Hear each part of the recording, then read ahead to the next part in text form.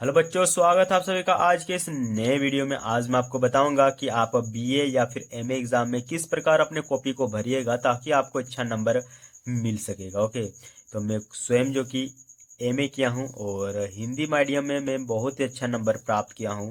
कुछ ऐसे तरीका मैं बताऊंगा जिसके माध्यम से आप अच्छा नंबर ला पाएंगे।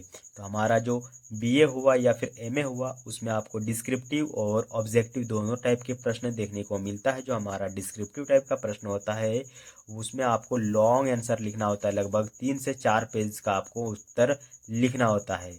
लेकिन ये नहीं कि आप लोग पेपर जैसा एकदम पूरा भर दिए हैं, इससे आपका नंबर नहीं मिलेगा। एक तरीका होता है लिखने का, उस तरीकों को अगर आप फॉलो करते हैं तो आपको भी अच्छा नंबर जो कि मिलने की संभावना रहेगी, बशर्ते आपका हैंड राइटिंग अच्छा होना चाहिए।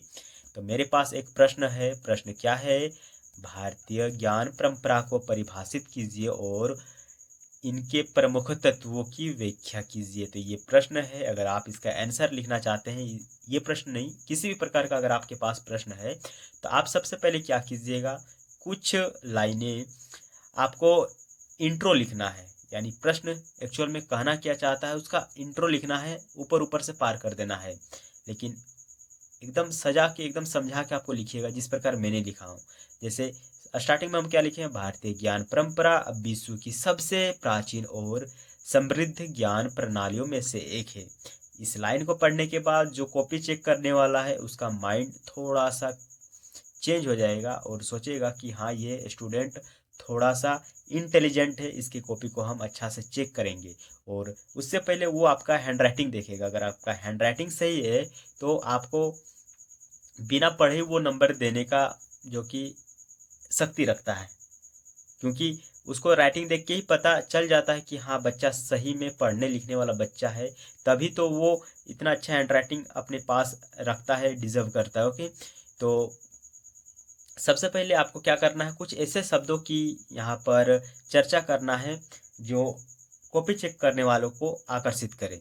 उसके बाद आपको क्या लिखना है, इसकी जड़ें वेदों, उपनिषदों, दर्शन, आयुर्वेद, गणित, कला, साहित्य, योग और जो हमारा अर्थशास्त्र है इसकी गहराइयों में निहित है। यह केवल सूचना या तथ्य संग्रह की प्रक्रिया नहीं है, बल्कि जीवन को समझने और उनके साथ मिलकर कैसे रहते हैं यह बताता है। तो आप समझ पा रहे हैं कि हम कुछ ऐसे शब्दों की, कुछ ऐसे वाक्यों की यहाँ चर्चा किए हैं जो कॉपी चेक करने वाले को प्रभावित करेगा। उसके बाद यहाँ पर लिखा हुआ क्या, भारतीय ज्ञान परंपरा मनुष्य, प्रकृति और ब्रह्मांड के बीच संबंधों की खोज करता है। इसका उद्देश्य व्यक्ति, समाज और सृष्टि के बीच संतुलन स्थापित करना है। ओके, अब हमारा मेन यहाँ से स्टार्ट होता है। ओके, यहाँ पे क्या लिखा हुआ, भारतीय ज्ञान परंपरा की परिभाषा, क्योंकि प्रश्न ही कह रहा है क्या, हमारा भारतीय ज्ञान परंपरा जो है इसको परिभाषित कीजिए, साथ ही इसके प्रमुख तथ्यों की हमें व्याख्या करना है। तो परिभाषा में लिखना है क्या, भारतीय ज्ञान परंपरा को विभिन्न विद्वानों ने अलग अलग रूपों में परिभाषित किया है। ओके, तो आप जो कि प्रश्न जानते हैं, लेकिन उत्तर में जो परिभाषाएं हैं वो आप अपना स्वयं के शब्दों में नहीं दीजिएगा फिलहाल। सबसे पहले आपको कुछ ऐसे तरीका अपनाना है जो कॉपी चेक करने वाले को एकदम प्रभावित कर दे, एकदम मनमोहित करते हैं ना, उस प्रकार के शब्द आपको यूज करना है। तो देखिए यहाँ पे मैंने क्या लिखा हूँ, विभिन्न विद्वानों ने अलग अलग रूपों में परिभाषित किया है। तो वो विद्वानों के बारे में आपको लिखना है, फिर आपको अपने शब्दों में कुछ परिभाषा लिखना है जो कि आप लोग निष्कर्ष के तौर पर या अतः के तौर पर यूज कर सकते हैं।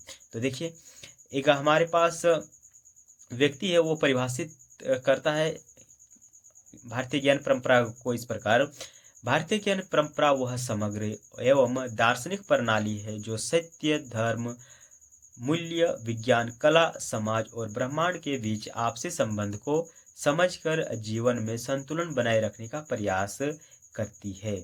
तो ये जो हम परिभाषा यूज किए हैं ये हमारे शब्द नहीं है, बल्कि कुछ ऐसे विद्वानों की है। जरूर नहीं कि आप दीजिएगा, लेकिन ये शब्द आपको जरूर ऐड करना है ताकि कॉपी चेक करने वाले को अच्छा लगे कि हाँ ये बच्चा विद्वानों के बारे में जानता है, उसके शब्दों को ये हूबहू छाप रहा है।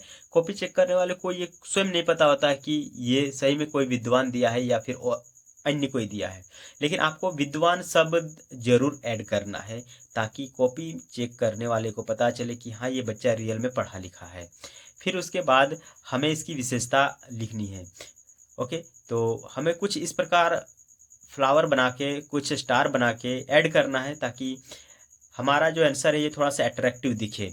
हम पूरा पेज नहीं भरेंगे बल्कि स्टार कुछ ऐसे ड्राइंग के माध्यम से बनाएंगे। ये हमारा जो क्वेश्चन है ये भारतीय ज्ञान परंपरा से है, लेकिन हम डायग्राम बनाए हैं ज्योग्राफी जैसा, जो कि देखने में काफ़ी अच्छा लग रहा है और कॉपी चेक करने वाले को ये जरूर अट्रैक्ट करेगा।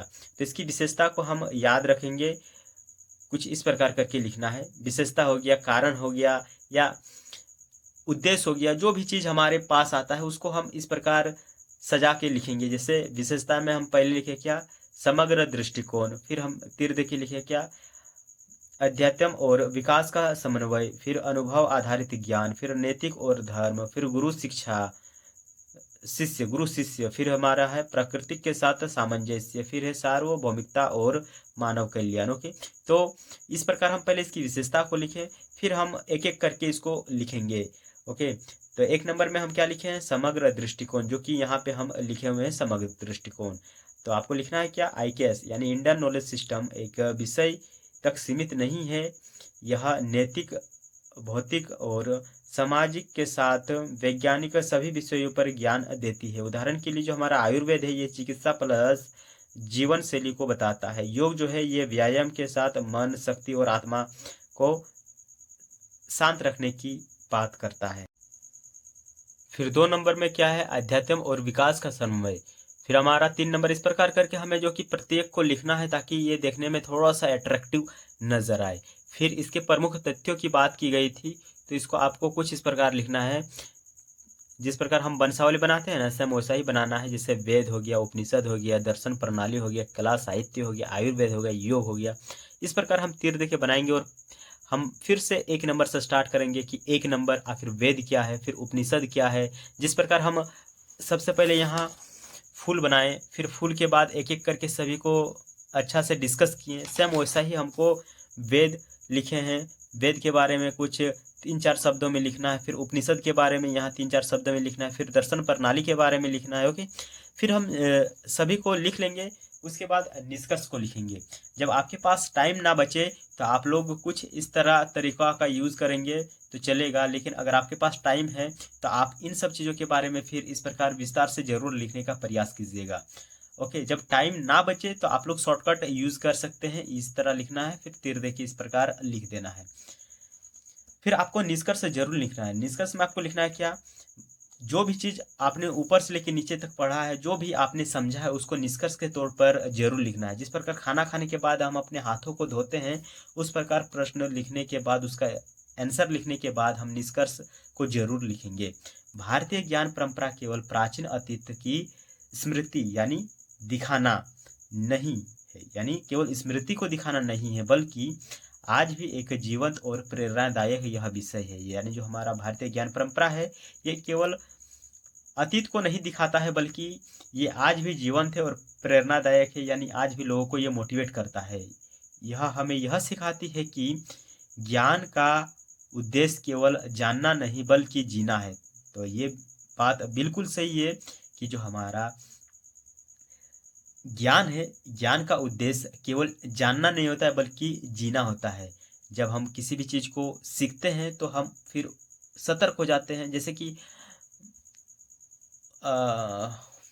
कि हम क्रिकेट कभी खेले हैं, हम हाथ को नीचे क्यों इस तरह खींचते हैं बताइए। तो जब हम लोग कैच पकड़ते हैं तो एक बार इसको आप लोग जरूर याद कीजिएगा और समझिएगा कि आखिर हम लोग हाथ को नीचे क्यों खींचते हैं।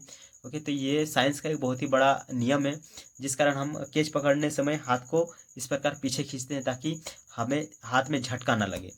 ओके, तो आई होप आप लोग को समझ में आ गया होगा कि किस प्रकार के प्रश्न को आपको लिखना है। ओके, तो आई होप आप लोग को समझ में जरूर आया होगा। Best of luck. अगर आपका एग्जाम आज है, कल है, परसों है, तो मिलते हैं अनदर वीडियो में। तब तक के लिए take care, bye bye. Channel को जरूर सब्सक्राइब कीजिएगा, क्योंकि ये जो हमारा चैनल है स्पेशल BBMQ वाले स्टूडेंट के लिए डिजाइन किया गया है। ओके दोस्तों, बाय बाय।